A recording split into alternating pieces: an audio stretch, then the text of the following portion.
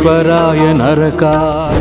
ప్రతి ఒక్కరు అంటే చాలా వరకు ఇట్లా వేస్తే ఇసుక రాలనంత మంది ఏడికొస్తారో మీ అందరికీ తెలుసు కదా. కరధారణాయ కర్పూర కాంతి ధవళాయ జటాధరాయ. ఈ లింగాన్ని దర్శనం చేసుకోవాలంటే ప్రతి ఒక్కరికి ఎంతో అదృష్టం ఉంటే తప్పితే ఈ క్షేత్రానికి రారు. ఇక్కడున్న ఆ లింగం పైన బ్రహ్మసూత్రం కూడా ఉంది. రజనీశ కళాధరాయ కాలాంతకాయ భుజగాధిప కంకణాయ.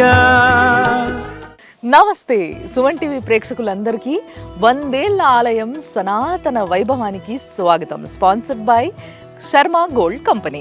సుమన్ టీవీలో మీ పర్సనల్ అండ్ బిజినెస్ ప్రమోషన్స్ కోసం కింది నెంబర్కి కాంటాక్ట్ చేయండి. అయితే ముందుగాల చూస్తున్న మీ అందరికీ కూడా ఈ శివరాత్రి సందర్భంగా శివరాత్రి శుభాకాంక్షలు. మరి ఈ పండగ మీ అందరికీ ఎంతో మంచి చేయాలని మనస్ఫూర్తి కోరుకుంటూ మీ అందరికీ ఈరోజు ఆ శివుణ్ణి చూపిద్దామని చెప్పి నేను ఒక జాగాలకు వచ్చిన. అంటే బేసిక్గా మనకి ఈ చుట్టుపక్కల ఎన్ని శివాలయాలు ఉన్నా కానీ ఎంత వైభవం ఉన్న గుళ్ళు ఉన్నప్పటికీ ప్రతి ఒక్కరు అంటే చాలా వరకు ఇట్లా వేస్తే ఇసుక రాలనంత మంది ఏడికొస్తారో మీ అందరికీ తెలుసు కదా. అంటే మనకు హైదరాబాద్కి దగ్గర ఉన్నది కీసరగుట్ట కాబట్టి ఆ శ్రీ రామలింగేశ్వర స్వామిని దర్శనం చేసుకునేటందుకు కీసరగుట్టకి ఎంతోమంది వస్తూ ఉంటారు ఈరోజు. అందుకోసమే నేను కూడా ఇక్కడికి వచ్చి ఇక్కడ ఏర్పాట్లు ఎట్లున్నాయి, మరి ఆ శివుడి వైభవం ఏంది, అసలు పూజలు ఎట్లా జరుగుతున్నాయి, ఏం కథ, ఇక్కడ స్టోరీ అంతా కూడా అంటే చాలామందికి కీసరగుట్ట అనగానే చిన్న ఉన్నప్పటి నుంచి కూడా కీసరగుట్ట పోదాము అనగానే రెడీ అయిపోతుండే తప్పితే కీసరగుట్ట ఎట్లా వెలిసింది, దీని స్టోరీ ఏంది, ఆ చరిత్ర ఏంది ఇదంతా తెలియదు కదా. సో అదంతా కూడా నేను ఇప్పుడు చెప్పబోతున్నాను అనమాట. సో ముందు ఆ రామలింగేశ్వర స్వామిని దర్శనం చేసుకుందాము, పైకి పోదాము, ఎట్లెట్లా డెవలప్ అయింది ఈ మధ్య కీసరగుట్ట రాను వాళ్ళకి అందరి కోసం చూపిస్తాను నేను. చూడండి మరి ఏ శివుడిది ఉన్నా కానీ డిఫరెంట్ శివుడి గుళ్ళకు పోతున్నాం కాబట్టి కీసరగుట్టకు రాక చాలా రోజులైంది. కానీ కీసరగుట్ట మస్తు డెవలప్ అయింది తెలుసా. నేను చిన్న ఉన్నప్పుడు చూసిన దానికి ఇప్పటికీ చాలా ఫరక్ ఉన్నది. మొత్తం రంగులేసి మస్తు జిగేలుగా మెరిసేటట్టు పెట్టిండ్రు. మళ్ళా ఇంకోటి ఏంటంటే ఇంతకుముందు ఇట్లా కిందికెళ్ళి మెట్లు లేకుండే, కానీ ఇప్పుడు భక్తుల కోసం కింది నుంచే దర్శనానికి పెద్ద దారులు అంటే పెద్ద లైన్లు. సో ఆ లైన్లలో నిలబడి అసలు గింత కూడా మెస్లనియకుండా జాగానే ఉండదు, అట్లుంటుంది అన్నట్టు. సో అందుకోసమే నేను కొంచెం ముందుకు వచ్చేసి మీకు ఈడ ఏర్పాట్లు ఎట్లున్నాయి, ఈ శివరాత్రికి మీరందరూ ఈడికి వచ్చేటట్టయితే మీరు ఎట్లా దర్శనం చేసుకోవచ్చు ఇవన్నీ ముచ్చట్లు చూపిస్తున్నాం. అయితే ఈ గుడి గురించి 17వ శతాబ్దంలోనే ఎప్పుడైతే కుతుబ్షాహి తానీషా రాజు ఉండేనో ఆయన దగ్గర మీకు అందరికీ తెలుసు కదా, ఈ స్టోరీ అంతా తెలుసు. అక్కన్న మాదన్న అని వీళ్ళిద్దరూ మహామంత్రులు ఉండేటోళ్ళు ఆ రాజు దగ్గర. ఎవరు? తానీషా రాజు దగ్గర. సో వాళ్ళు అప్పట్లోనే ఇక్కడున్న ఈ శివుడి ఆలయాన్ని దర్శనం చేసుకునేటందుకు వచ్చిర్రట. వచ్చినప్పుడు చూసి అరే ఇక్కడ శివుడు ఉన్నాడు, శివుడితో పాటు విష్ణుమూర్తి కూడా ఉంటే బాగుంటుంది కదా, సో హరిహర క్షేత్రంగా దీన్ని మారిస్తే చాలా బాగుంటుంది అని ఒక మంచి ఆలోచన వచ్చి హరిహర క్షేత్రంగా దీన్ని మార్చేది ఒక పని పెట్టుకుందామని చెప్పేసి మంచిగా వాళ్ళు సంకల్పించారంట. సో అట్లా సంకల్పించడం వల్ల వాళ్ళు తర్వాత ఏం చేశారంటే రాజుది అడ్వైస్ అడిగి ఆయన పర్మిషన్ తీసుకొని వచ్చి లక్ష్మీ నరసింహస్వామిని కూడా ఇక్కడ ప్రతిష్ఠించారు. సో అట్లా ఇది హరిహర క్షేత్రంగా వెలిసింది అన్నట్టు ఈరోజు. అందుకోసమే ఎలాంటి స్పెషల్ పండగలున్నా ఇట్లా ముఖ్యంగా శివరాత్రి అప్పుడు కానీ లేకపోతే మాఘమాసంలా, కార్తీక మాసంలా, శ్రావణ మాసంలా ఏ మాసం అయినా సరే ఇటు విష్ణుమూర్తి అటు శివుడు ఇద్దరు ఇక్కడనే ఉన్నారు కాబట్టి వాళ్ళిద్దరిని ఈయనే దర్శనం చేసుకోవచ్చు అని చాలామంది భక్తులు వస్తూ ఉంటారు. అయితే ఇప్పుడు మీరు చూస్తున్న ఈ దారి ఉన్నది కదా, అక్కడ పాత మెట్లు ఉన్నాయి. అవి పాత మెట్లు ఎప్పటి నుంచో ఉన్నాయి గుడికి. సో వాటన్నిటికీ రంగేసిర్రు. బట్ ఇది మాత్రం కొంచెం తర్వాత కట్టిర్రు. ఈ మెట్లని తర్వాత గ్రనైట్ వేసి కట్టిర్రు. లేకుంటే ఇట్లా స్ట్రైట్గా గుడికి దారి లేకుండే ఇట్లా మొత్తం చుట్టూ తిరిగి కొండెక్కి ఆ పైన పోయేటోళ్ళం. ఫుల్గా కోతులు ఉండేటివి. మొత్తం మీద ఈ గుట్టనెక్కి పైకి వచ్చేసిన. అయితే ఇక్కడ మొత్తం కూడా మంచిగా దారి, ఈ పైన కూడా ఎండకి జనాలు తట్టుకునేటట్టుగా కొంచెం అంతా కూడా ఇట్లా షెల్టర్ వేసిండ్రు. అండ్ ఇప్పుడు ఎట్లాగో జాతర అయితే శివరాత్రికి, అందుకోసం మొత్తం పాకలు వేసిర్రు, మొత్తం దుకాణాలు పెట్టేటందుకు అట్లా. అండ్ ఇప్పుడు ఫైనల్లీ చూసారు కదా ఎదురుగున్న ఇట్లా గర్భగుడికి స్ట్రైట్గా బయట నిలబడ్డా నేను. మరి శివుడిని చూసే సమయం ఆసన్నమైనది, చూద్దాం పాండ్రి. అట్లనే ఈ శివుడు ఎట్లా వెలిసిండు, అసలు ఈ శివుడి యొక్క స్టోరీ ఏంది అనేది నేను చెప్తా. కీసరగుట్ట అనే పేరు ఎట్లా వచ్చిందో కూడా చెప్తా, రండి.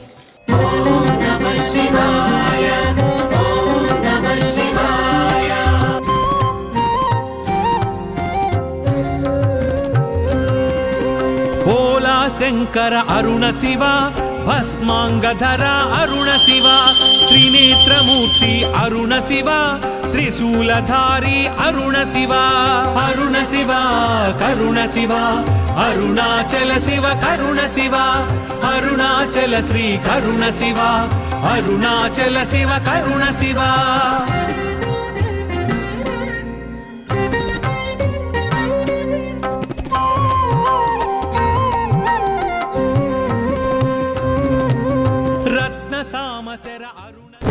అసలు మస్తు తయారైస్తారు తెలుసా. అసలు శివరాత్రి అనగానే మస్తు పుట్లు జనం వస్తారు.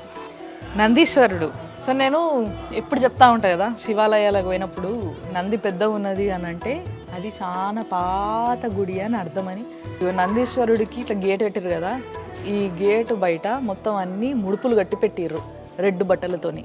అంటే చాలామంది ఇక్కడ శివయ్యను మస్తుగా కోరికలు కోరుకుంటారు కదా, నాకు ఇది తీరాలి, నాకు అది తీరాలి, నేను పాస్ కావాలి, నేను ఇల్లు కట్టుకోవాలి, నేను పెళ్లి చేయాలి, నేను పిల్లల్ని కనాలి. సో ఇట్లా మనుషులకు అందరికి ఉండే కోరికలే. సో ఆ కోరికల పైన ఇట్లా అన్నీ కూడా ముడుపులు కట్టిర్రు అనమాట. అవన్నీ ఆ దేవుడు తీరుస్తాడు. ఎస్, తప్పకుండా ఇక్కడ కట్టిన వాళ్ళందరి కోరికలు కూడా తీరాలనే మొక్కుందాం మనం మొక్కులతో పాటు. ఇంకో ఆంజనేయ స్వామి వచ్చిండు. నందీశ్వరుడికి ముందు ఈడ ధ్వజస్తంభం ఉంది. ఇగో ఇది ఎందుకు కట్టారు మీకు తెలుసు కదా, మనం కార్తీక మాసంలో వచ్చినప్పుడు ఒత్తులు కాల్చుకోవచ్చు ఇక్కడ మంచిగా. ధ్వజస్తంభం దగ్గర ఒకటి పెద్ద లింగము, ఒకటి చిన్న శివయ్య లింగము పెట్టిండ్రు. అంటే ఇక్కడ ప్రతిష్ఠించిండ్రు, భక్తులు ప్రతిష్ఠించినట్టున్నారు, లేదా ఎవరన్నా ఇట్లనే గుడి వాళ్ళు ప్రతిష్ఠించుంటారు. కానీ మీకు అందరూ తెలుసు కదా, శివుడి క్షేత్రం అంటే ఇక్కడ క్షేత్రపాలకుడు లెక్క కంపల్సరీ కాలభైరవ స్వామి, వీరభద్ర స్వామి ఉంటారు కదా. సో ఇక్కడ కాలభైరవ స్వామి ఉన్నాడు, వెరీ పవర్ఫుల్. త్రిదళం త్రిగుణాకారం త్రినేత్రం చ త్రియాయుధం త్రిజన్మ పాప సంహారం ఏకబిల్వం శివార్పణం త్రిశాకైర్బిల్వపత్రైశ్చ అశ్చిత్తై కోమలై శుభైః శివపూజాం కరిష్యామి ఏకబిల్వం శివార్పణం అఖండ బిల్వపత్రేణ పూజితే నందికేశ్వరే శుద్ధ్యంతి సర్వ పాపేభ్యః ఏకబిల్వం శివార్పణం. ఫైనల్లీ గుడి లోపలికి వచ్చేసిన. ఇక్కడనేమో వినాయకుడు పైన, వినాయకుడికి ఇటేమో కుమారస్వామి, అంటే అంతే కదా, ఆ శివయ్య పిల్లలు ఇద్దరు అటొకలు ఇటొకలు ఉన్నారు. అండ్ మధ్యలో ఇక్కడ స్పెషాలిటీ మీరు చూడాల్సింది ఒకటి ఏంటిది అని అంటే, సో ఇప్పుడు ఈ మధ్యలో చూస్తారు కదా, ఇది స్పెషల్ అన్నట్టు. ఎందుకు అని అంటే, ఇప్పుడు మనము శివాలయంకి వచ్చినప్పుడు మనకి మామూలుగా శివుడు ఉంటాడు, అదే ఒకవేళ రాముడు గుడికి వస్తే రాముడు ఉంటాడు. కానీ ఇక్కడ శివుడు, రాముడు, ఆంజనేయ స్వామి, సీతమ్మ వీళ్ళందరూ ఉన్నారు అని అంటే ఆల్మోస్ట్ ఈ ఒక్క బొమ్మ స్టోరీ మొత్తం చెప్తుంది మనకి. ఇగో ఇడ రథం ఉన్నది, చూపిస్తారా అండి. మామూలుగా మనం ఏ గుడికన్నా పోతే రథం మనకి కలర్లు కనబడుతుంది, ఇక్కడ మాత్రం మంచిగా అసలు ఈ ఏమంటారు, ఈ కార్వింగ్ బాగుంది. సో దీంతో పాటు మామూలుగా శివయ్య కదా, మరి నంది మీద కదా ఆయన పోయేది, ఆయన సవారీ అంతా నంది మీద కాబట్టి ఈ నంది పైన ఉత్సవ విగ్రహాలను బ్రహ్మోత్సవాలప్పుడు మొత్తం ఈ రథం అంతా తిప్పుతారు అన్నట్టు.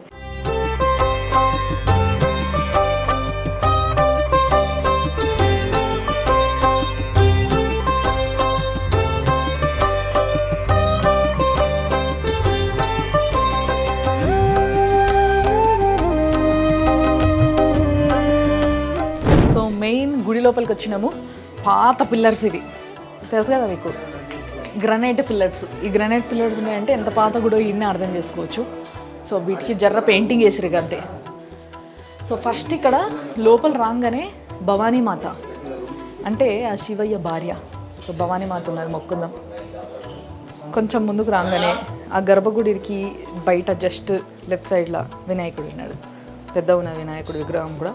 అండ్ ఆంజనేయ స్వామి కూడా ఉన్నాడు. సో ఇప్పుడు మెయిన్ గర్భగుడిలో ఉన్న లింగాన్ని చూస్తున్నారు కదా మీరు.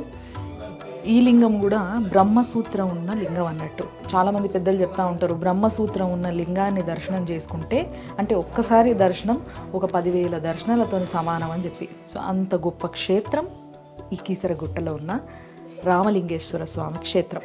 ఇక్కడ ఉన్న నందీశ్వరుడు అంటే గర్భగుడికి ఎదురుగా ఉన్న ఈ నందీశ్వరుడికి మంచిగా వెండి ఏమంటారు కవచాల్లాగా వేసిరు, తొడిగిచ్చిర్రు అన్నట్టు.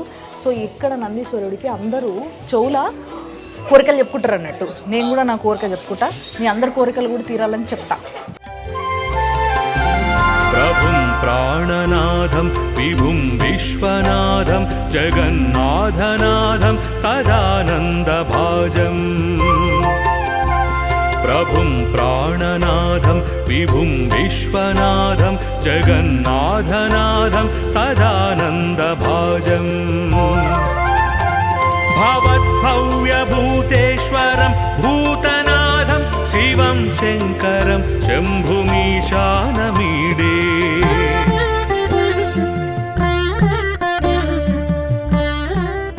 సో గర్భగుడికి బయట పెద్ద విగ్రహము కుమారస్వామిది. సో కుమారస్వామికి 2 భార్యలు మీ అందరికీ తెలుసు కదా, శ్రీవల్లి దేవసేన. సో దర్శనం చేసుకొని బయటికి పోతున్న దారిలో ఈడ శివదుర్గ అమ్మవారు ఉంది, అంటే దుర్గాదేవత. మరి ఆయన భార్య కాబట్టి ఇక్కడ లోపల మనందరికీ దర్శనం ఇస్తుంది. అండ్ ఏదైతే శ్రీచక్రం ఉంటుందో అది పెట్టి పూజ చేస్తారు కింద. సో ఇక్కడ అమ్మవారిని కూడా చాలా మంది చాలా భక్తిగా మొక్కుంటారు, అన్ని కోరికలు తీరుతాయని నమ్ముతారు. మరి కీసరగుట్ట ఆ శివయ్యకు ముఖ్యంగా దగ్గరుండి ప్రతిరోజు అన్ని పూజలు చేసే ప్రధాన అర్చకులు అంటే మెయిన్ పంతులు అన్నట్టు. మరి ఆయన్నే రవిశర్మ గారు నా ముందున్నారు. నమస్తే సార్, బాగున్నారా? ఆ శివయ్య పూజలు చేసుకుంటా మంచిగా చల్లగుంటారు ఇల్లు. సో మరి ఆ శివయ్యకి ముఖ్యంగా ఈ శివరాత్రి అప్పుడు కానీ అంటే బ్రహ్మోత్సవాలు లేకపోతే కార్తీక మాసంలో కానీ ఇట్లా పూజలు స్పెషల్ పూజలు చేస్తారు కదా, అట్లా ఏమేమి పూజలు చేస్తారు, ఎట్లా జనాలు వస్తారు, ఇక్కడ జరిగే స్పెషల్ పూజలు ఏంటి స్వామి? ఇక్కడ మనకు ప్రతి సంవత్సరం కూడా మాఘమాసంలో వచ్చినటువంటి మహాశివరాత్రి అత్యంత వైభవపేతంగా 6 రోజులు జాతర బ్రహ్మాండంగా పెద్ద ఎత్తున జరుగుతుంది. మనం తర్వాత కూడా మనకు కార్తీక మాసము, శ్రావణ మాసము, మరి దేవి నవరాత్రులు కూడా మనకు విశేషంగా జరుగుతాయి. ఇక్కడ స్వామివారి దగ్గర అమ్మవార్లు భవానీ, శివదుర్గ 2 అమ్మవారు ఉన్నారు. సుబ్రహ్మణ్యేశ్వర స్వామి, వినాయకుడు ఇలాంటి దేవతలను ఉన్నారు. ఇక్కడ విశేషం అంటే మనకు మహాశివరాత్రి పర్వదినంలో వస్తుంది మాఘమాసంలో. రేపు 8వ తారీఖు మనకు శుక్రవారం రోజు వస్తుంది. మనకు 6 నుంచి 11వ తారీఖు వరకు అంటే బుధ, గురు, శుక్ర, శని, ఆది, సోమ 6వ తారీఖు నుంచి 11వ తారీఖు వరకు కూడా 6 రోజులు అత్యంత వైభవపేతంగా ఇక్కడ బ్రహ్మోత్సవాలు జరుగుతాయి. ఎందుకంటే ఈ యొక్క దేవాలయం కూడా హైదరాబాద్ కూతవేటు దూరంలో ఉంది కనుక భక్తులు లక్షలాది సంఖ్యలో వచ్చి దాదాపుగా ఒక 6 రోజులలో దాదాపుగా ఒక 3 నుంచి 4 లక్షల మంది కూడా ఇక్కడ స్వామివారిని దర్శించుకొని తరిస్తూ ఉంటారు. అట్లాగే ఇక్కడ స్వామివారు కూడా భక్తుల కొంగు బంగా ఉన్నారు అనుకునే ఇట్లా అధిక సంఖ్యలో భక్తులు వచ్చేసి స్వామివారిని దర్శిస్తూ తరిస్తూ ఉంటారు. అదే కాకుండా ఈ యొక్క ప్రాంతం కూడా చక్కగా కొద్ది వాతావరణం కూడా పచ్చగా ఉండేసరికి కూడా సెలవు దినాలలో మామూలుగా మనకు హైదరాబాద్ దగ్గర ఉంది సండేస్ అట్లా హాలిడేస్లలో కూడా ఎక్కువ మంది పబ్లిక్ వచ్చి స్వామివారిని దర్శించుకొని తరిస్తూ ఉంటారు. మరి ఇక్కడ రథం ఉంది కదా, రథసేవ ఎప్పుడు చేస్తారు? రథసేవ కూడా మనకు రథోత్సవం మనకు శివరాత్రి తెల్లారు మనకు కళ్యాణము ముందు శివరాత్రి ముందు రోజు జరుగుతుంది. శివరాత్రి రోజు అభిషేకాలు జరుగుతాయి. శివరాత్రి మరుసటి రోజు ఇక్కడ రథోత్సవం కూడా జరుగుతుంది. ఇక్కడ మొత్తం గ్రామంలో స్వామివారు తిరుగుతూ ఉంటారు. రథోత్సవం ఉంటుంది, పుష్పోత్సవం ఉంటుంది. 6 రోజులు గణపతి పూజతో ప్రారంభమై రుద్రయాగం కూడా ఉంటుంది. 6 రోజులు రుద్రయాగం చేస్తాం. మొదటి రోజు గణపతి పూజ, స్వామివారి కీసర గ్రామానికి ఇచ్చేస్తాం. మళ్ళీ 2వ రోజు మనం అదే స్వామివారి పైకి వచ్చి మనం ఎదుర్కొని ఆ రోజు రాత్రి మనం అమ్మాయిని ఎదుర్కొంటాం. వాళ్ళ స్వామివారిని అల్లుడు గారిని ఎదుర్కొన్నట్టుగా స్వామివారిని మనం వేద మంత్రాలతో భాజాపదంతో ఎదుర్కొని ఆ ముందు రోజు శివరాత్రి ముందు రోజు రాత్రి మనం కళ్యాణం జరిపిస్తాం. అంటే ఇప్పుడు గురువారం నాడు జరిపిస్తాం. అదే శుక్రవారం నాడు మహాశివరాత్రి పర్వదినం, శనివారం మీరు అన్నట్టుగా రథోత్సవం, ఆదివారం పుష్పోత్సవం, మళ్ళీ సోమవారం పూర్ణ అవుతో మహాశివరాత్రి బ్రహ్మోత్సవం ముగిస్తారు. చాలా సంతోషం స్వామి, తప్పకుండా మళ్ళీ కలుద్దాం. Thank you. సో ఇప్పుడు కీసరగుట్ట ఏంది, అసలు కీసరగుట్ట క్షేత్రము ఆ పేరు ఎందుకు వచ్చింది, అసలు ఆ క్షేత్రం ఎట్లా వెలిసింది, ఈ ముచ్చటనే ఇప్పుడు చెప్తా. నేను మంచిగా చెప్తా ఈనుండ్రి. సో యాక్చువల్గా మనం గుళ్ళో గమనించం కానీ వస్తాం, దర్శనం చేసుకుంటాం, మనం దేవుడు ధ్యాసలనే ఉంటాం, వెళ్ళిపోతాం టక్కున. కానీ గుడి లోపల ముఖ్యంగా గుడి లోపలికి వచ్చిన తర్వాత లెఫ్ట్ సైడ్ ఇగో ఇదంతా రాయి పైన చెక్కిండ్రు. సో రాయి పైన చెక్కి మరీ చాలా అద్భుతంగా కింద స్టోరీ రాశారు. బట్ మీ అందరి కోసం నేను ఈ స్టోరీని ఎక్స్ప్లెయిన్ చేస్తాను.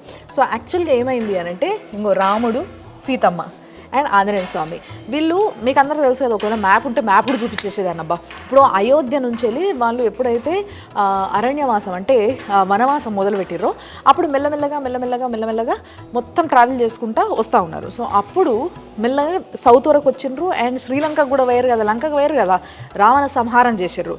రావణ సంహారం అయిపోయిన తర్వాత తిరిగి మళ్ళీ అయోధ్యకి వెళ్ళే సమయంలో ఇక్కడ ఆగిరు అన్నట్టు. ఇక్కడ ఆగి ఈ గుట్ట ఇదంతా చూస్తే, ఈ క్షేత్రం చూస్తే, అంటే అప్పటికి ఈ గుట్ట మొత్తం కొండలు అడవి ఉంటుండే కదా.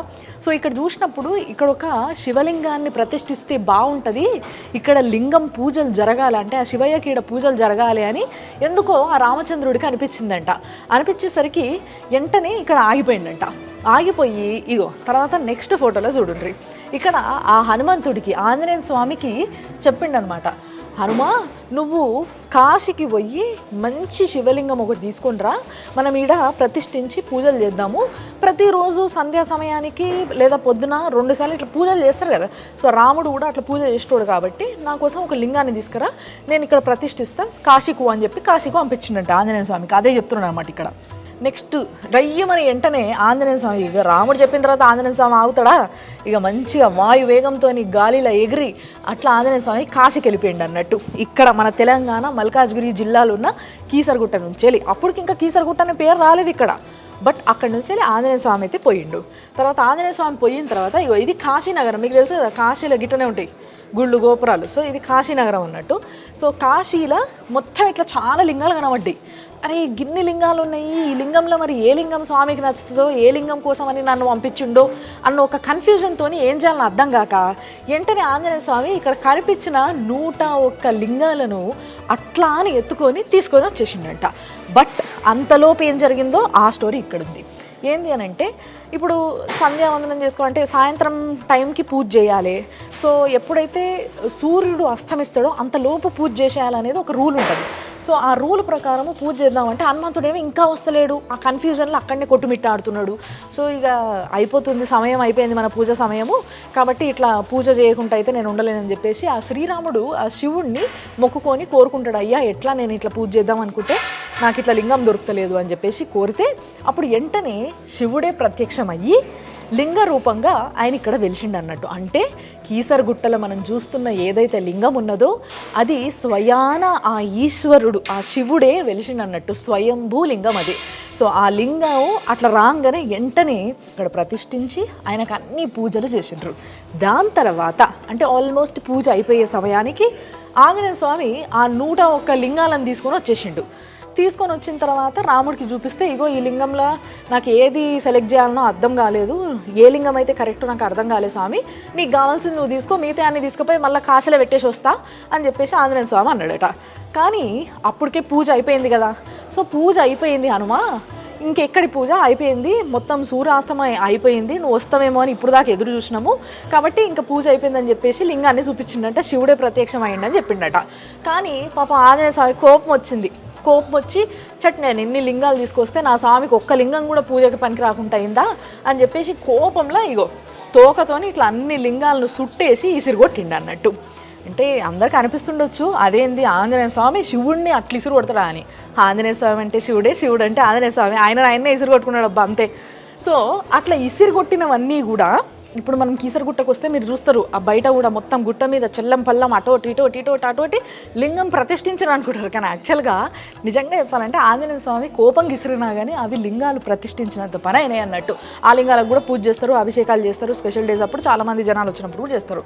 సో అట్లా ఇసిరి కొట్టిన లింగాలే మనం ఇప్పుడు చూస్తున్నాం. అయితే రాముడు అప్పుడు వచ్చి, ఎందుకు నీకు ఇంత చిన్నదానికి అంత కోపం ఆంజనేయ స్వామి అని చెప్పేసి ఆ స్వామిని కొంచెం కంట్రోల్ చేసి తర్వాత సరే నీ కోపాన్ని తగ్గించేటందుకు నీకు ఒక మంచి ముచ్చట చెప్తా. ఈ క్షేత్రం ఏదైతే ఉందో ఈడ లింగం ఎక్కడైతే అంటే స్వయంభూ ఆ శివుడే ఇక్కడ వెలిసి ఎంతోమంది పూజ చేస్తారు కదా. రానున్న తరాలు తర్వాత కాలాలు కూడా ఈ లింగాన్ని ఈ క్షేత్రాన్ని మస్తుగా పూజిస్తారు, జనాలు మస్తుగా వస్తారు. అప్పుడు ఈ క్షేత్రాన్ని జనాలు కేసరి గిరి అని పిలుస్తారు. అంటే కేసరి అంటే తెలుసు కదా మీ అందరికీ, ఆంజనేయ స్వామి ఇంకో పేరు కేసరి పుత్రుడు అంటారు కదా. సో గిరి అంటే కొండ, ఎస్.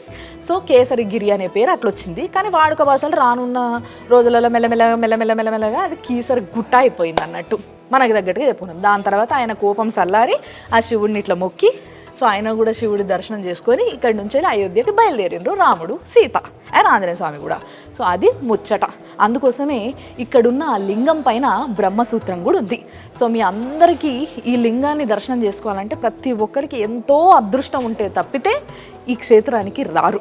కాబట్టి ప్రతి ఒక్కరూ ఈ శివరాత్రి అయినా శివరాత్రి తర్వాత అయినా సరే, ఎందుకంటే శివరాత్రికి మస్తుగా జనాలు ఉంటారు, శివరాత్రి తర్వాత అయినా సరే మీరు అందరూ వచ్చి తప్పకుండా కీసర గుట్టలున్న అదే కేసరి గిరిలున్న ఈ శివయ్యను దర్శనం చేసుకోవాలని నేను కూడా మనస్ఫూర్తిగా కోరుకుంటున్నా. ఆ శివయ్య ఆశీస్సులు అందరి మీద మస్తుగా ఉండాలని మనస్ఫూర్తిగా కోరుకుంటున్నా.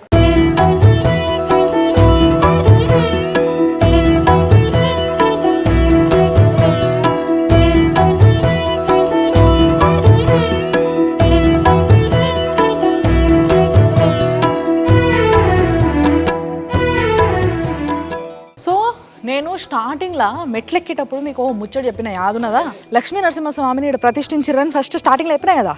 ఆ లక్ష్మీ నరసింహస్వామి దర్శనం చేసుకుందాం ఇప్పుడు.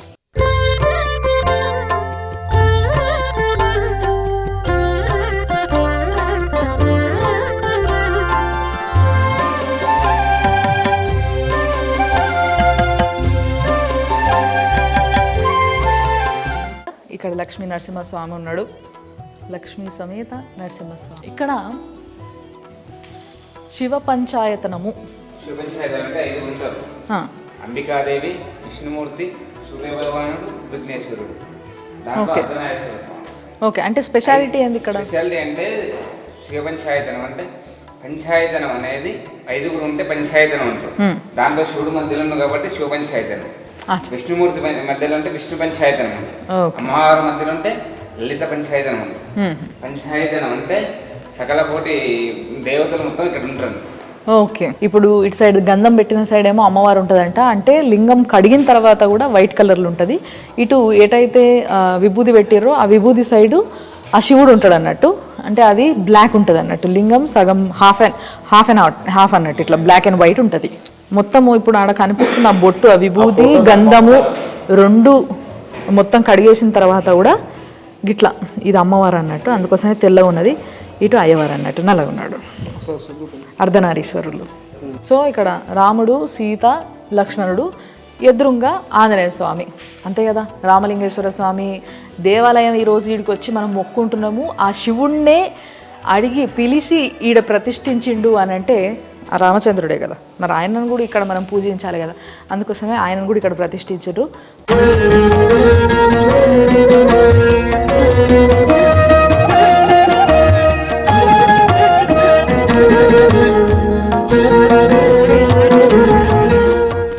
ఇప్పుడు మనం లక్ష్మీ నరసింహస్వామిని దర్శనం చేసుకున్న తర్వాత బయటికి పోతున్నాం, అంటే ఆల్మోస్ట్ ఎగ్జిట్ దగ్గర ఉన్నాం అన్నట్టు. కానీ ఇక్కడ ఇంకొక అమ్మవారిని దర్శనం చేసుకోవాలి. ఆ అమ్మవారే నాగదేవత. ఎస్, చాలామందికి పిల్లలు లేని వాళ్ళకి, పెళ్ళిళ్ళు కాని వాళ్ళకి, ఏమన్నా నాగదోషాలు ఉన్నోళ్ళకి, అంటే కాలసర్ప దోషాలు ఇలాంటివి ఉన్నోళ్ళకి నాగ ప్రతిష్టలు ఇక్కడ చేపిస్తారంట. అండ్ నాగదేవత గుడి కాబట్టి పైన కూడా ఇట్లా పుట్ట లెక్క కట్టిర్రు, అంటే ఆకారము గోపురం అనేది అట్లా కట్టిర్రు. ఇక్కడ అమ్మవారు నాగదేవతను దర్శనం చేసుకుందాం రండి. నాగదేవత చూసారు కదా, ఈడ ఒక పాము సంచరిస్తూ ఉంటుందంట. అండ్ ఈ పుట్ట కూడా ఇప్పటి పుట్ట కాదు, ఇది ఏదో కాలం నాటి పుట్ట, చాలా పెద్దగా ఉంది. చాలామంది వచ్చి పూజలు చేస్తూ ఉంటారు. అండ్ అమ్మవారిని ఇక్కడ అంటే నాగదేవతని ఇక్కడ ప్రతిష్ఠిస్తూ ఉంటారు. ఎవరికన్నా పెద్ద పెద్ద నాగప్రతిష్ఠ అంటే అవసరమైన వాళ్ళు, జాతకపరంగా ఎవరికన్నా నాగప్రతిష్ఠలు అవసరం ఉంటుందో, పిల్లల కోసం, పెళ్ళిళ్ళ కోసము, లేకుంటే ఏమైనా దోషాలు ఉన్న వాళ్ళు కూడా ఇక్కడ ప్రతిష్ఠింప చేయించుకుంటారు అన్నట్టు. సో ఈ గుట్ట అట్లా ఆల్రెడీ ఫస్ట్ నుంచి ఉన్న గుట్ట, ఇదేమి కట్టిన గుట్ట కాదు, ఏం కాదు. సో ఆ గుట్ట మీద ఆంజనేయ స్వామి కోపం వచ్చి శివలింగాలన్నీ ఇసురుకొట్టిండని మనం అక్కడ స్టోరీలు చెప్పుకున్నాం కదా. గివే అన్ని లింగాలు మొత్తం కలిపి 101 లింగాలు. ఇవన్నీ కూడా స్వయంగా ఆంజనేయ స్వామి ఆయన చేయితోని ఆయన కాశీనగరం నుంచి తీసుకొచ్చిన లింగాలు. సో ఆంజనేయ స్వామి ప్రతిష్ఠించిన లింగాలని చెప్పుకోవచ్చు. ఆంజనేయ స్వామి ప్రతిష్ఠించిన లింగాలు ఇక్కడ, ఆ శ్రీరామచంద్రుడు ప్రతిష్ఠించిన లింగం లోపల గర్భగుళ్ళ. సో లింగాలు చూసారు కదా, ఇక్కడ ఒక లింగం ఉన్నది. ఇదే కాకుండా గుట్ట అటువైపు కూడా చూడాలి మీరు. సో ఇక్కడ అని చెప్పలేకుండా గుట్ట నిండా లింగాలే. ఇవన్నీ ఆంజనేయ స్వామి ఆయన చేతులతోని పట్టుకొని తెచ్చిన లింగం కాబట్టి నేను కూడా ఫీల్ అవుతున్నా. సో ఇట్లా మొత్తం గుట్ట నిండా లింగాలు ఉన్నాయి. అండ్ ఊరు మొత్తం కనబడుతుంది చూడండి, మంచి ఎంత అందంగా ప్రశాంతంగా హాయిగా ఉందో. అసలు చల్లటి గాలి, పచ్చదనము, మంచి హాయి ప్రశాంతంగా. ఎప్పుడైనా వీకెండ్ అప్పుడు రావాలనుకుంటే వస్తే మస్తుగా ఎంజాయ్ చేయొచ్చు. ఇక్కడ మీరు వచ్చినప్పుడు దర్శనానికి దర్శనము అవుతుంది, కొంచెం టైం కూడా స్పెండ్ చేయొచ్చు. గుట్ట మీద బయట మొత్తం అన్ని దర్శనాలు అయిపోయిన తర్వాత లాస్ట్కి ప్రశాంతంగా ఈడొచ్చి కూసుండంగా కనిపించేది ఆయన్నే, ఆంజనేయ స్వామి. సో ఈ క్షేత్రానికి పాలకుడు అంటే ఈ క్షేత్రాన్ని రక్షించే దేవుడు కాబట్టి, క్షేత్రపాలకుడు కాబట్టి ఆంజనేయ స్వామిని ఇట్లా బయట మళ్ళీ సెపరేట్గా గుడి కట్టి పెట్టిర్రు అన్నట్టు. సో ఇగో ఇది కూడా ఒక ఆధారం అన్నట్టు. ఆంజనేయ స్వామి ఇసిరేసినప్పుడు ఇట్లా ఇరిగిన లింగం. కానీ లింగం యొక్క స్పెషాలిటీ ఏంది అని అంటే, లింగం ఎన్ని ముక్కలైతే అన్ని ముక్కల్ని సెపరేట్గా పూజ చేసుకోవచ్చు. ఎస్, అంటే ఇప్పుడు మామూలుగా మనది ఏదైనా విగ్రహము, ఏదైనా దేవుడి విగ్రహము ఇట్లా ఇరిగింది అంటే దాన్ని తీసుకుపోయి గుళ్ళలో పెట్టేసేస్తారు కదా. ఇది అట్లా అవసరం లేదన్నట్టు. బేసిక్గా ఒక్క లింగం ఏదన్నా ఇరిగిపోయింది అని అంటే దాని ప్రతి ముక్క ఒక లింగం కింద సమానం. సో ప్రతి ముక్కకి పూజ చేసుకోవచ్చు, ప్రతి ముక్కకి అభిషేకం చేసుకోవచ్చు. అదే లింగం స్పెషాలిటీ.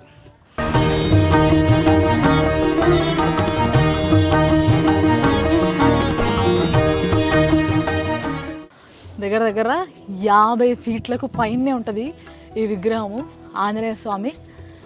సో అంటే కీసరగుట్టకి కొంచెం దూరం నుంచే ఈ విగ్రహం కనబడుతుంది అన్నట్టు. మెయిన్ క్షేత్రపాలకుడు ఈడనే. సో ఈయన వల్లనే ఈ గుట్ట పైన ఇన్ని లింగాలను దర్శించుకుంటున్నాం మనము. కాబట్టి ఆయనకి పెద్దపీట వేసిర్రు అన్నట్టు ఈడ. సో ఇంత పెద్ద విగ్రహము, పాపం ఆయన లింగాలను ఎసిరిండు కదా. సో అందుకోసమే దానికి చెల్లుగా ఎల్లవాడు ఎప్పుడు మొక్కుతూ ఉంటాడు ఆయన, ఆ శివుడికి. మనశ్శాంతి ఉంది. ఇంత దర్శనం చేసుకున్న తర్వాత కూడా మనశ్శాంతి దొరకదా చెప్పురు? ఇంత మనశ్శాంతి కోసం ఒక్క వీకెండ్ అంటే ఒక్కరోజు చాలా యాక్చువల్గా చెప్పాలంటే, వీకెండ్లో ఏదో ఒక్క రోజు మాత్రము మీరు జర్ర టైం తీసుకొని కీసరగుట్టకు వచ్చిర్రనుకో, మీకు కూడా ఈ మనశ్శాంతి దక్కుతుంది. అంతే కదా, స్వయంభూలింగం అది. ఆ శివుడే స్వయాన రామచంద్రుడికి ఇంకో నేను ఇక్కడ ఉన్నా నన్ను పూజించు అని చెప్పేసి ప్రతిష్ఠించమని చెప్పి ఎదురయ్యి ఈయన మన కోసం వెలిసిండు. సో కోట్లాది మంది భక్తులకు అంటే త్రేతాయుగం రాముడి దగ్గర నుంచి మొదలు పెడితే కోట్లాది మంది భక్తులకు దర్శనాలు ఇచ్చుకుంటా దేదీప్యమానంగా వెలిచిపోతున్నాడు ఆ శివయ్య, శ్రీ రామలింగేశ్వర స్వామి. ఎస్, సో మరి ఇది ఈ వారం మన శివరాత్రి స్పెషల్ 100 ఏళ్ల ఆలయం సనాతన వైభవం. చూసిండ్రు కదా, మళ్ళీ ఒక ఎపిసోడ్తోని తప్పకుండా కలుస్తే మీరు చూస్తూనే ఉండండి మన సుమన్ టీవీలా 100 ఏళ్ల ఆలయం సనాతన వైభవం, sponsored by Sharma gold company.